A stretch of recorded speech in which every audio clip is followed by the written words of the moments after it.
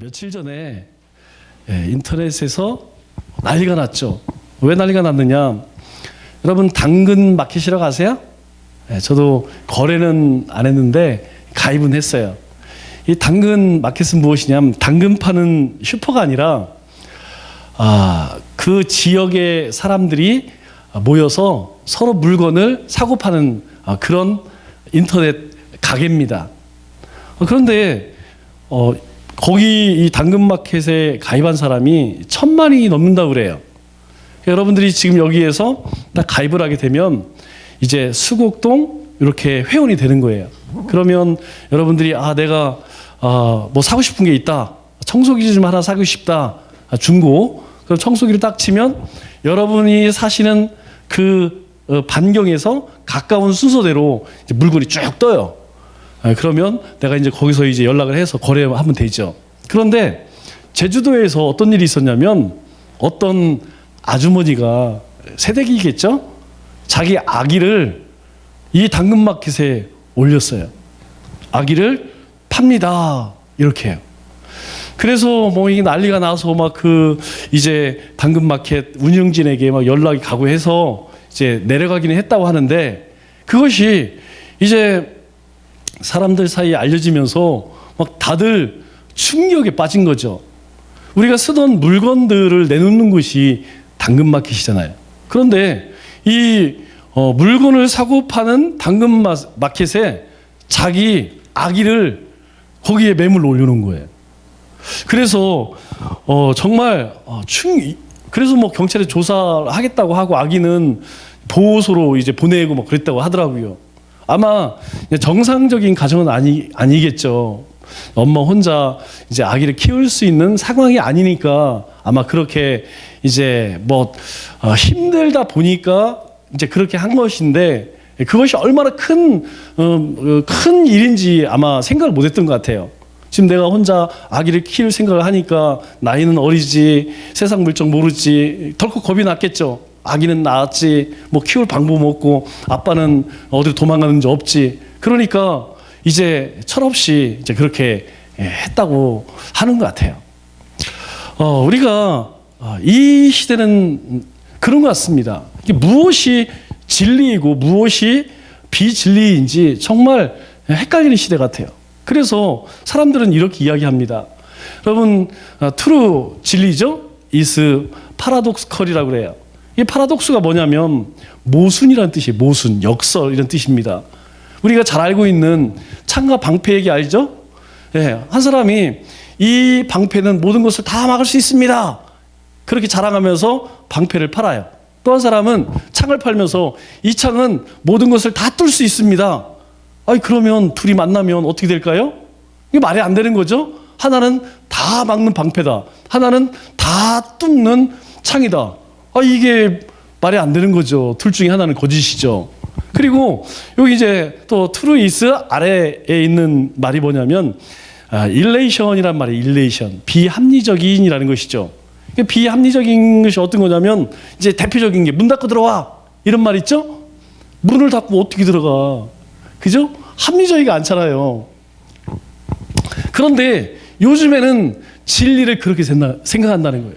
진리는 어떤 보편적 가치나 불변적 가치가 아니라 이제는 진리 자체가 모순이라는 거죠. 그 얘기는 뭐냐면 이것도 진리일 수가 있고 저것도 진리일 수 있다 이 얘기예요. 그래서 하나님을 믿어도 구원을 받고 부처를 받아도 구원을 받고 이거를 믿어도 구원을 받고 저거를 구원을 받고 여기에도 구원이 있고 저기 구원이 있다. 그것을 좀 어렵게 이야기하는 것이 진리는 모순이다 이런 얘기예요. 그런데 우리는 이것을 받아들일 수 있습니까? 우리는 받아들일 수 없어요. 우리가 종교적인 용어로 진리라는 것은 참, 진짜, 진실, 변하지 않는 것, 보편적인 것 그렇게 이야기할 수 있잖아요. 그래서 예수님이 뭐라고 말씀하셨어요? 요한복음 14장 6절 말씀을 보니까 내가 곧 길이요 진리요 생명이니 라고 이야기해요. 내가 곧 나는 생명이다. 나는 진리다. 나는 생명이다. 이게 왜 중요하냐? 예수님으로 말미암지 않고는 하나님께 올 자가 아무도 없다는 거예요. 너희가 이 땅 가운데 아무리 착한 일을 하고 너희가 아무리 봉사를 많이 하고 너희가 어떤 일들을 이렇게 위대한 일들을 많이 했다 할지라도 예수님 없이는 하나님께 갈 자가 아무도 없다는 거예요. 이 사실은 바뀌어요, 안 바뀌어요? 안 바뀐다는 것입니다. 이게 진리라는 거예요. 또 예수님께서 요한복음 8장 32절에 뭐라고 이야기합니까? 진리를 알지니, 예수님을 알지니 예수님이 너희를 자유케 하리라. 여러분, 우리가 예수님이 없으면 무엇에 매이게 되냐면 죄에 매이게 되는 거예요. 세상에 매인다니까 욕심에 매이게 됩니다. 우리 마음속에 근심, 걱정, 염려를 한번 잘 생각해 보세요. 지금 내 마음이 불편해. 내 마음에 어떤 근심이 있고 내 마음에 어떤 불편함이 있어. 그런데 그것은요, 다 무엇이냐면 내가 생각하는 내 가치입니다. 진리가 아니라는 거예요. 사람의 생각이 진리가 될 수 있습니까? 왜요? 이 사람은 이렇게 생각하고 저 사람은 저렇게 생각하고 열이면 열, 백이면 백 다 틀린데 어떻게 그게 진리가 돼요? 그러나 예수님은 그렇지 않다는 거예요. 그래서 너희가 예수님을 알아라. 너희가 예수님을 알아야만 너희가 진짜 자유를 누린다는 거예요. 진짜 너희가 욕심으로부터 지금 너희가 고통받고 있는 염려와 근심, 그거로부터 참된 자유를 얻을 수 있다는 거예요. 그게 뭡니까? 야, 돈이 없어도 행복할 수 있구나. 야, 내가 권세가 없어도 행복할 수 있구나. 아, 내가 무엇인가 위대한 일을 하지 않아도 나는 참 행복한 인생이 될 수 있구나 라는 것을 주님 안에서 깨닫고 그렇게 살아간다는 것이죠. 그래서 예수님께서 너희가 진리를 알아라. 사람들의 이야기하는 것들은 다 틀리기 때문에 그건 진리가 될 수 없어. 그러나 나는 곧 길이요 진리요 생명이니 내 안에 오면 내가 하나님의 백성으로서 이 땅 가운데 참된 자유함을 누리게 될 것이다. 여러분, 그렇게 되면 우리가 이 땅 가운데에서 돈, 물질, 명예, 권세, 관계, 여러분 그거 중요한 게 아니에요. 물론 그것이 중요할 수도 있겠지만 우리가 주님 안에서는 그것보다 더 중요한 것은 무엇이냐면 주님과의 관계라는 것이죠. 우리가 물질이 없어 주님과 관계가 되면 물질이 그렇게 중요해 보이지 않아요. 주님과의 관계가 잘 돼 있으면, 주님과의 관계가 친밀하면 다른 모든 우리가 근심, 걱정, 염려하는 것들, 우리 안에 있는 욕심들, 이것들이요 큰 문제가 되지 않아요. 우리가 더 쉬운 말로 이야기하면 우리가 성령 충만, 말씀 충만하면 여러분 두렵습니까? 우리 가운데 어떠한 문제들이 찾아온다 할지라도 여러분 큰 문제가 되지 않아요. 왜? 하나님의 영에 사로잡혀 있으면 하나님이 인도하실 거야. 하나님께서 또 다른 길을 내시겠지. 하나님께서 무슨 계획이 있으시겠지. 이렇게 느껴져요. 그런데 하나님의 영이 우리 가운데 충만하지 않으면 내 생각이 나옵니다. 내 생각이 나와요. 내 경험이 나옵니다. 야, 이거 어떡하지? 아, 나 이거 없는데 저거 없는데. 아, 나 큰일 났다. 나 어떻게 살아가지? 안 큰일 난다니까요?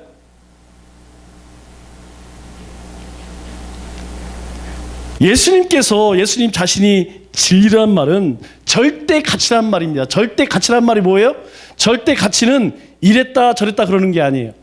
딱 하나밖에 없다는 것입니다. 그래서 예수님께서 이 땅에 오셔서 뭐라고 말씀하셨어요? 유대인들이 아주 목숨처럼 신봉하던 율법, 내가 그것을 폐하러 왔다? 이게 아니고 이제 내가 그 율법을 완성하러 왔다, 이렇게 말씀하세요. 왜? 이스라엘 백성들이 율법 지키다가 다 넘어졌어요. 도저히 사람의 자기 힘으로는 그 율법을 지킬 수가 없어요. 그래서 이제 너희가 나를 믿으면 그 율법을 다 이루는 것이다. 그래서 율법은요 그림자라고 이야기합니다. 예수님의 모형이라고 이야기해요. 실체는 무엇이냐? 예수님이라는 거예요. 우리가 예수님을 안다, 진리를 알지니, 예수님을 알지니, 예수님을 안다라는 것은 무엇이냐면 예수님이 나를 위해서 이 땅에 오셨고 십자가에서 죽으시고 부활하셨다는 것을 우리의 머리나 교리나 어떤 공부를 해서 안다는 뜻이 아닙니다. 여러분, 그렇게 우리가 누구 말씀을 듣고 배워서 그렇구나, 그런 것이구나, 하나 더하기 하나는 둘이구나, 이런 공식이 아니라는 거예요. 주님을 안다는 것은 무엇이냐면 주님을 삶으로 느낀다, 주님을 경험한다, 주님을 누린다라는 것이에요. 이 코로나를 통하여서 하나님이 우리에게 말씀하시는 것이 무엇입니까? 그거 아니겠어요? 이제까지 너희가 하나님 만나러 매일 어디 왔습니까? 주님의 성전에 와서만 주님을 만나요. 이제 아니라는 거예요. 이제 너희가 너의 삶에서 그 주님을 느끼고 경험하고 그 주님을 만나라는 거예요. 이제까지 그렇게 살지 못했다면 이제 그렇게 살라는 거예요. 하나님께서 강제적으로라도 그렇게 모이지 못하게 하니까 이제는 우리가 어디서 그 주님을 만나야겠습니까? 우리의 삶에서 만나야 되지 않겠어요? 우리가 예배 가운데 찬양 가운데만 기쁨을 누리는 것이 아니고 우리가 일상생활 가운데서 우리가 주님을 아니까 우리가 그 주님 안에 살기 때문에 우리는 그 주님을 누릴 수 있는 거예요. 여러분, 아무리 물질이 많으면 뭐예요?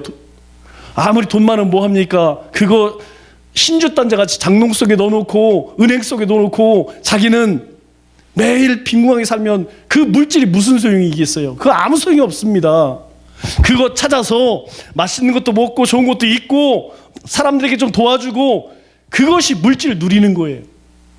복음도 마찬가지라는 거예요. 우리 안에 있는 복음도 예수님으로 인하여서 나는 구원받았어, 이런 교리가 아니라, 이런 율법이 아니라 내 삶 속에서 그걸 누리라는 것이에요. 나에게 어떤 문제가 있고 나에게 어떤 염려가 있고 나에게 어떤 고통이 있어, 주님이 아시지? 주님, 저에게 이런 문제가 있어, 이런 힘든 일이 있습니다. 주님 아시죠? 어떻게 하실래요? 저 주님께 맡겼으니 주님 알아서 해주세요. 이게 주님 함께 동행하는 삶 아니에요? 제가 오늘 우리 아이들이 요즘에 그 수시를 보고 나서 면접을 보러 다닌대요. 그래서 막 이야기를 했다고, 제가 그 이야기를 들으면 참 기쁘더라고요. 이 친구들 공부를 나오면서 공부를 들어갈 때 다 뭐라고 이야기했느냐, 나는 졸업하면 산업 현장으로 가겠습니다, 나는 돈을 벌겠습니다, 다 얘기했어요. 그런데 어느 순간부터 꿈이 생겼어요. 3년 내내 공부도 안 하는 것들이 갑자기 꿈이 생겨서 대학을 간다는 거예요.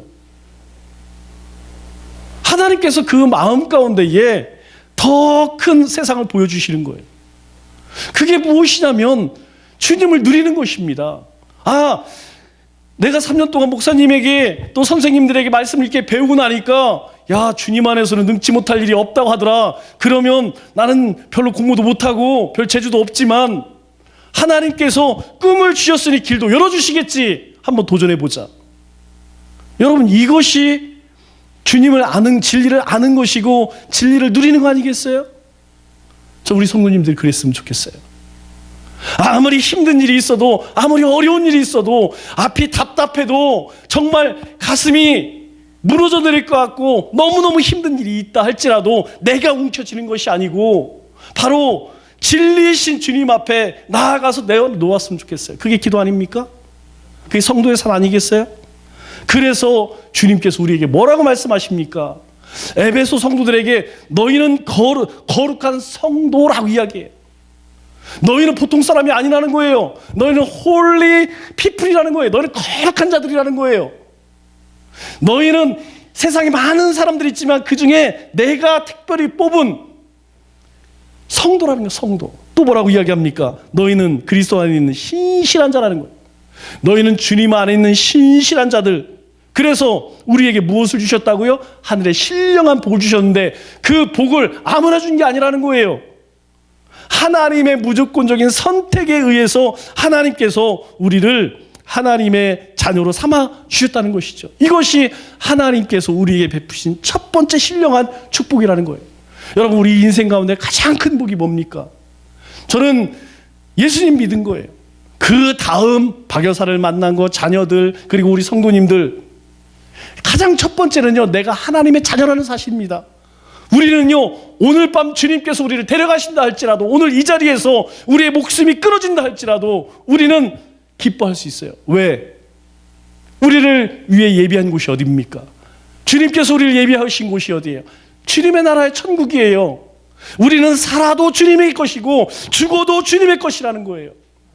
그래서 우리는 두려운 것이 없습니다. 우리는 늘 기쁠 수밖에 없다는 거예요. 그런데 실제 그렇습니까? 실제는 그렇지 못한다는 거예요. 왜 그렇습니까? 우리가 이 땅에 살아가면서 무엇만 바라보느냐? 땅에 있는 거 바라본다는 거예요.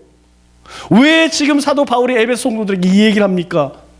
에베소 성도들이요, 눈에 보이는 현실적인 땅의 축복만 바라고 있어요. 그래서 사도 바울이 그들에게 권면하기를, 너희가 하늘의 신령한 복, 그 복을 바라보아라. 그 복이 무엇인지 아니? 하나님이 너희를 택했단다. 하나님께서 아무 조건 없이 너희를 하나님의 자녀로 삼아 주셨다는 거야. 그런데 문제는 무엇이냐면, 그렇게 주님이 이 땅에 피 흘려서 우리를 하나님의 자녀로 삼아 주셨음에도 불구하고 시간이 지나면서 점점점 그걸 잃어요. 하나님께서 나를 위해서 어떤 일을 했는지 그것은 싹 잊어버리고 무엇만 생각하느냐? 땅에 있는 것만 생각한다는 거예요. 누가 그랬느냐? 에베소 성도들이 그랬어요. 그들도 예수님을 처음 영접했을 때 사도 바울을 통하여 복음을 듣고 그들이 하나님의 거룩한 백성이 되었다는 것, 얼마나 기뻤겠습니까? 초대교회의 상황, 그들이 모이기를 힘쓰고 떡을 떼고 사랑을 나누었어요. 그런데 그 시간이 지나고 나니까 하늘의 신령한 뭐 싹 잊어버리고 뭐만 쳐다보느냐? 이제 땅에 있는 것, 야, 저게 나보다 더 좋은 걸 먹네? 저 사람이 나보다 더 좋은 걸 입었네? 저 사람이 나보다 더 큰 집에 사네? 저 사람이 나보다 더 잘났네? 아, 신경질나. 하나님, 저도요, 쟤보다 좀 낫게 하나님 물질도 주시고요, 나에게 길도 열어주시고요, 자녀들 다 되게 하시고요, 하는 사업도 잘 되게 해주세요. 왜요? 아이, 쟤들 보니, 저 사람들 보니까 꼴보기 싫어 죽겠어요. 어느 순간부터 우리의 삶이 에베소 성도들을 닮아가는 삶을 살아가고 있다는 것이죠. 여러분, 그리스도인이 비참해질 때가 언제입니까? 여러분, 우리가 신앙인으로서 비참해질 때가 언제예요? 바로 세상을 쫓아갈 때, 세상 사람과 비교할 때 우리의 자신은 너무 초라하다는 거예요. 세상 사람들 보세요. 먹고 마시고 즐기면서 얼마나 행복한지 모릅니다. 여러분, 그러나 그 기쁨은요, 거짓이라는 거예요. 그날이 지나면 또다시 공고함이 찾아와요. 그러나 하나님이 우리에게 주신 그 이 신령한 축복, 구원의 축복은요, 영원히 변하지 않는다는 거예요. 오늘도 내일도 모레도 주님 나락하는 그날까지 우리 가운데 영원한 기쁨을 주는 그런 축복이라는 거예요. 그런데요, 그게 안 보여져. 뭐만 보여져요? 지금 현실의 문제. 아, 지금 몸이 아픈데, 아, 지금 이런 걱정이 있는데, 이런 염려가 있는데, 아, 내가 좀 더 갖지 못하고, 더 배우지 못하고, 남들보다 더 이쁘지 못하고, 아, 내가 더 많은 축복 못 받았다고. 여러분, 얼마나 많은 그리스도인이 낙심하고, 그리고 우울하고, 여러분, 그것이 그리스도의 진짜 비참함입니다. 저는 그렇게 생각해요. 우리에게 가장 큰 것, 아니 상상할 수 없는 것을 내가 가지고 있음에도 불구하고 다른 사람을 비교하면서, 야, 나 이거밖에 안 되는구나. 아, 나 진짜 너무 나는 너무 불행해. 나는 하나님 축복 못 받았어. 지금 이 세상 가장 값진 것을 가지고 있음에도 불구하고 정말 썩어 없어질 것들을 바라보면서 그거 비교하면서, 여러분, 그것이 그리스도의 비참함 아니겠습니까? 에베소 성도들이 그랬다는 거예요. 에베소 성도들이 자신들이 그 신령한 축복을 받았음에도 불구하고 그들의 관심은 어디가 있었느냐? 여전히 세상 것들, 인간적인 것들 아니라는 거예요. 그거 아니라는 거예요. 성경은 우리에게 하늘의 축복에 주목하라는 거예요. 왜 그렇습니까? 땅에 있는 것 다 없어져요. 오늘 현장 전도를 하는데 이 신호등 앞에서 어떤 연세 많으신 분들을 만났어요. 어르신이 신호 딱 바뀌자마자 딱 서서 조금 시간이 길어요. 예수님 믿으세요. 예수 어디 있어? 예수님이 천국 갑니다. 천국이 어디 있어? 그러면 이 땅에서 영원히 사실 것 같아요, 어르신? 말을 못해요. 그러면 죽고 나면 그러면 끝일까요? 말을 못해. 왜요? 이제 본인에게 그 시간이 얼마 안 남았다는 것을 본인도 알아요. 이제 조금 있으면 이제 자신도 가야 한다는 거 알아요. 제가 한마디 했어요. 우리 어르신이 나중에 돌아가실 때 가져갈 수 있는 게 뭡니까? 돈을 가져갈 수 있을까요? 아니면 저 신두잔디를 가져갈 수 있을까요? 아니면 자녀를 데리고 갈 수 있을까요? 우리 어르신이 한번 생각해 보세요. 오늘 밤 돌아가신다고 하면 저 세상에 뭘 가지고 갈 수 있을까? 그리고 저 세상에서는 뭘 기다리고 있을까? 무엇이 기다리고 있을까? 제가 느낌으로 그 어르신의 눈빛이 싹 바뀌어요. 예수님 믿으셔야 됩니다. 예수님 믿으시면 그 구원을 가지고 가는 것이에요. 여러분, 우리가 주목할 것이 그거라는 거예요.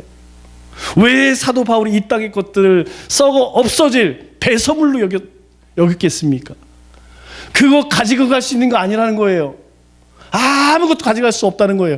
오직 우리가 가져갈 수 있는 것은 무엇이냐? 예수 그리스도의 그 이름으로 우리에게 주신 그 축복, 그 구원의 축복만을 가져갈 수 있다는 거예요. 그래서 하나님의 선택에는 아주 특별한 비밀이 숨겨져 있습니다. 어떤 축복이요? 우리 1장 4절 보니까 이렇게 이야기하죠. 곧 창세 전에 그리스도 안에서 우리를 택하사, 이렇게 말씀해요. 하나님께서 우리를 선택하시는데 가장 큰 특별한 비밀은 무엇이냐? 세상을 만들기 전에 이미 우리를 하나님의 자녀로 삼아주셨다는 거예요. 여러분, 세상을 우리가 흔히 헬라어로 코스모스라고 그래요. 많이 들어보셨죠? 우리는 코스모스 하면 어떤 생각하냐면 길가에 가을 되면 쭉 펴있는 코스모스 꽃을 생각해요. 여러분, 그 코스모스란 뜻이 무엇이냐면 바로 온 세상, 온 우주란 뜻이에요. 그런데 원어에는 이 창세전이란 말 앞에 뭐가 있냐면 카타볼레라는 말이 있어요. 이 카테볼레라는 말은 무엇이냐면 농부가 씨를 뿌리는 것이라는 뜻이에요. 그러니까 창세전에 씨를 뿌렸다라는 이야기예요. 이 말의 의미가 무엇이냐면 여러분, 씨를 뿌려야 걷는 것이 진리 아닙니까? 하나님께서 뭔가 우리를 만드실 때에 너는 노래를 잘하고, 너는 피아노를 잘 치고, 너는 기타를 잘 치고, 너는 뭘 잘하고 이렇게 하나님께서 정해 놔야지 그 인생에서 어떤 열매를 거둘 수 있는 거잖아요. 맞죠?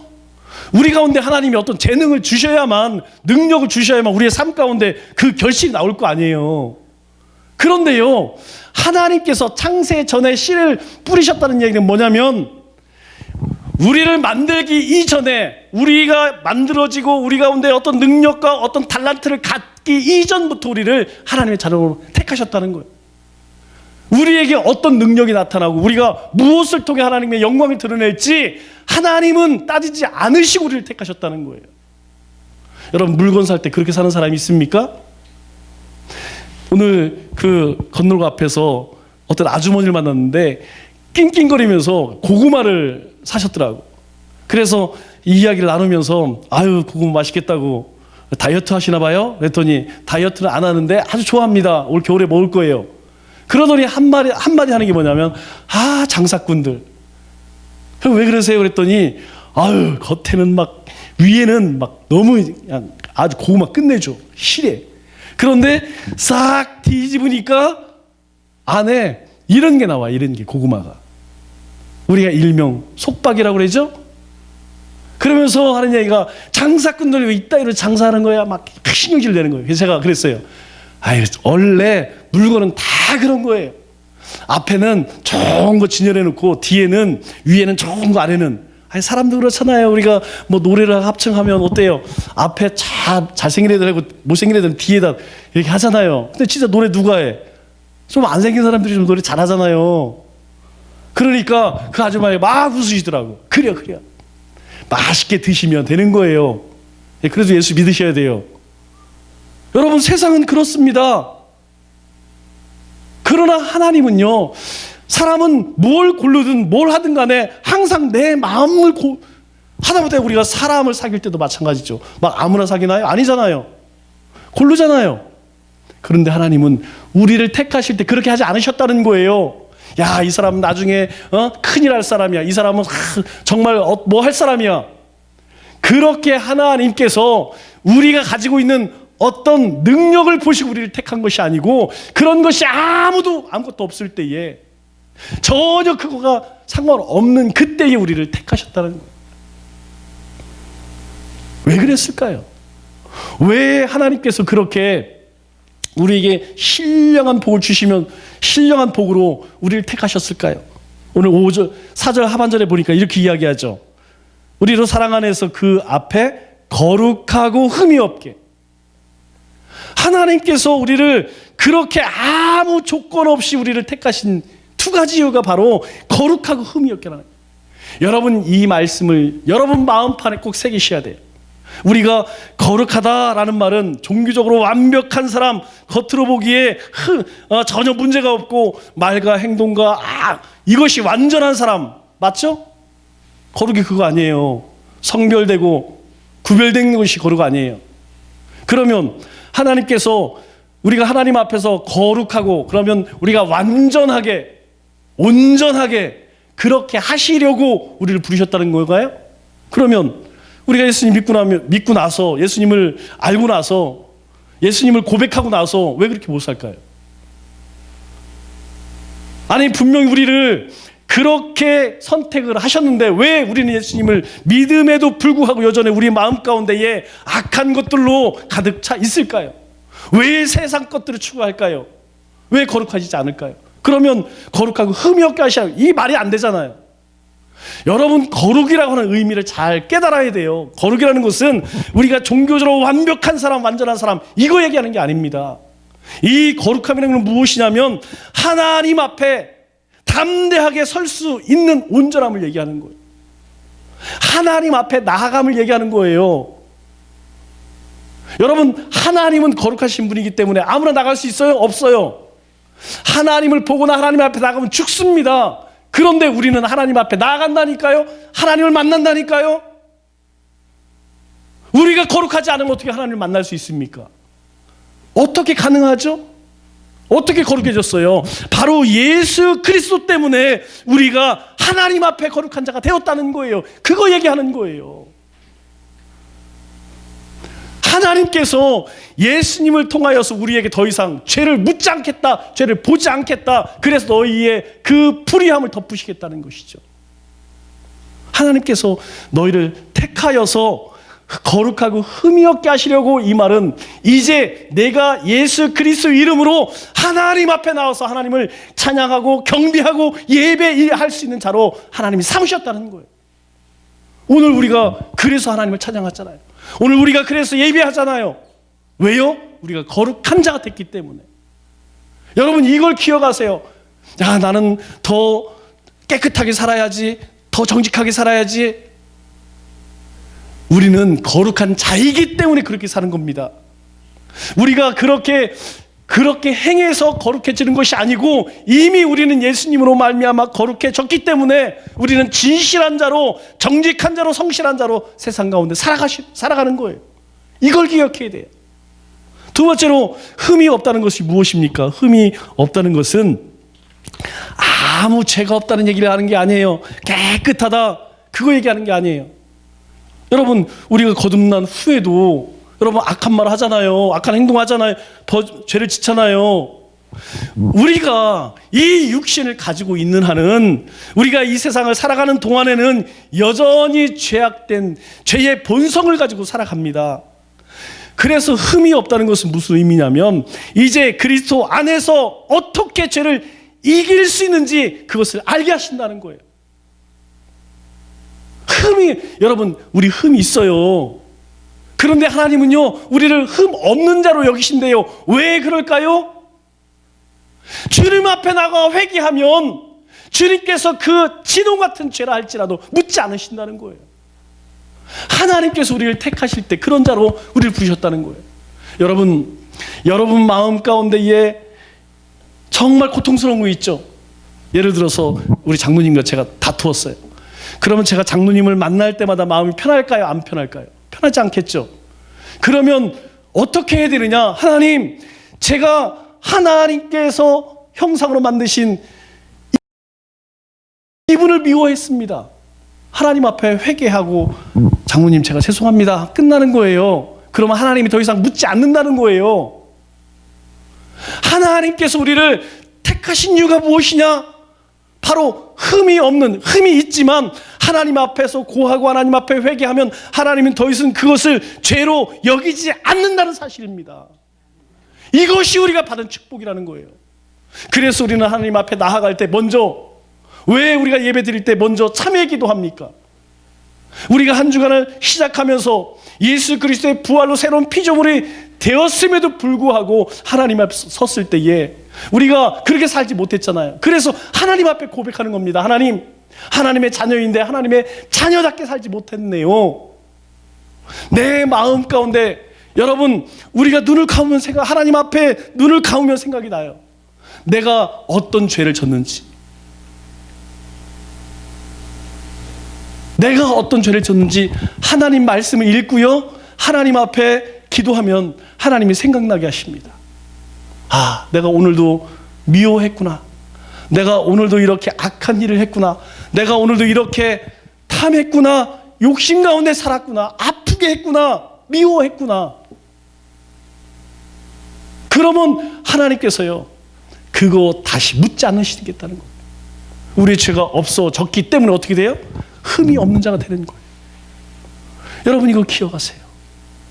우리는 예수님으로 말미암아서 하나님 앞에 담대히 나갈 수 있는 거룩한 자가 되었어요. 여러분, 우리가 거룩해지려고 노력해서 거룩한 게 아니라니까요. 오직 예수 그리스도의 은혜로 말미암아서. 그래서 요한복음 요한 1장 9절에 뭐라고 이야기합니까? 우리 요한일서 1장 9절 말씀을 보니까 의인은 없나니 하나도 없으며, 여러분, 세상에 의인 없어요. 하나님 모르는 사람들 보세요. 깨닫는 자도 없고 하나님을 찾는 자도 없고 치우쳐 함께 무익하게 되고 선을 행하는 자는 없나니 하나도 없다. 하나님 앞에서요, 의인은 단 하나도 없습니다. 한 명도 없어요. 그런데 하나님이요, 세상을 만드시기 전에 우리가 어떤 존재로 살아갈 것인지 하나님이 계획하지도 않을 그때에 우리를 하나님 앞으로 나아오는 거룩한 자로, 흠이 없는 자로 그렇게 택하셨다는 거예요. 우리가 그런 존재입니다. 왜 그렇게 했을까요? 5절 말씀을 보세요. 그 기쁘신 뜻대로 우리를 예정하사 예수 그리스도 말미암아 자기 아들들이 되게 하셨으니. 아들들이 되게 하셨으니. 아, 난 딸인데. 여러분, 이건 대명사죠. 우리 모두는 하나님의 아들들이에요. 하나님의 아들이면 하나입니다. 그런데 뭘로 쓰였어요? 복수로 쓰였어요. 아들들. 아들들. 우리는 하나님의 아들들이라는 거예요. 왜? 하나님이 택하실 때 우리를 이미 거룩하게 하셨고 흠이 없게 하셨기 때문에 하나님은 우리를 뭐라고 그러냐? 너는 내 자식이다, 내 자녀다, 내 것이다, 내 백성이다 라고 이야기하는 거예요. 그러면 그 백성이 어떻게 살아가야 할까요? 그 하나님의 백성이 어떻게 살아가야 할까요? 6절 말씀을 보겠습니다. 이는, 이유가 나오죠? 내가 왜 너희를 택하게 했는지 아니? 내가 왜 너희를 거룩하게 하고 흠없게 했는지 아니? 왜 나의 아들들이 되게 했는지 아니? 이는 그가 사랑하는 자 안에서 우리에게 거저 주시는 바 그의 은혜의 영광을 찬송하게 하려 하는 것이다. 하나님이요, 우리를 하나님 찬송하는 자로 그렇게 부르셨다는 거예요. 하나님이 우리에게 바라는 것이 무엇이냐면 하나님을 찬송하는 자. 왜 찬송해요? 앞에 그 은혜의 영광, 그 은혜의 영광이 무엇입니까? 하나님의 무조건적인 선택이잖아요. 그 무조건적인 선택으로 말미암아서 나를 거룩하게 하시고 나를 흠이 없게 하셔서 아버지라 부르고 그 나라를 소망하고 오늘 이 시대에도 믿음으로 살아가는 거 아니겠어요? 여러분, 우리는 어떻습니까? 기분 좋을 때는 노래해요. 기분 좋을 때는 찬양합니다. 기분 좋을 때는 열심히 해요. 기분 좋을 때는, 내 마음이 내킬 때는, 내가 좋을 때는. 그런데요, 내 마음이 불편하고 내가 힘들고 안 해. 그거 아니라는 거예요. 우리는 그것 때문에 기뻐하고 즐거워하고 찬양하는 존재가 아니라 바로 하나님이 그의 은혜의 영광으로 말미암아서 우리로 하여금 주님을 찬송케 하는 거예요. 저는 여러분이 그랬으면 좋겠어요. 지금 환경이 이래서, 이런 여건이 이래서, 지금 나에게 이런 문제가 있는데, 여러분, 그것은요, 하나님 없는 사람들도 그렇게 합니다. 그런데 우리는 다르다는 거예요. 왜 그래요? 우리는 주님의 거룩한 백성, 성도의 성도, 우리는 그리스도 안에 신실한 자로 하나님이 우리를 부르셨다는 거예요. 여러분, 남은 3일 목금토 그렇게 사셨으면 좋겠어요. 여러분이 찬송할 때에 주님 너무 감사합니다. 나로 하여금 주님 앞에 나아가서 주님의 이름을 부르고 주님의 성모를 찬양하고, 그리고 주님 앞에 회개할 때에 주님께서 내가 너의 모든 죄를 사하노라라고 하는 하나님의 자녀 삼아주심. 그래서 여러분의 입술 가운데에 찬양이 넘치는 남은 3일 되시기를 주님의 이름으로 축원합니다.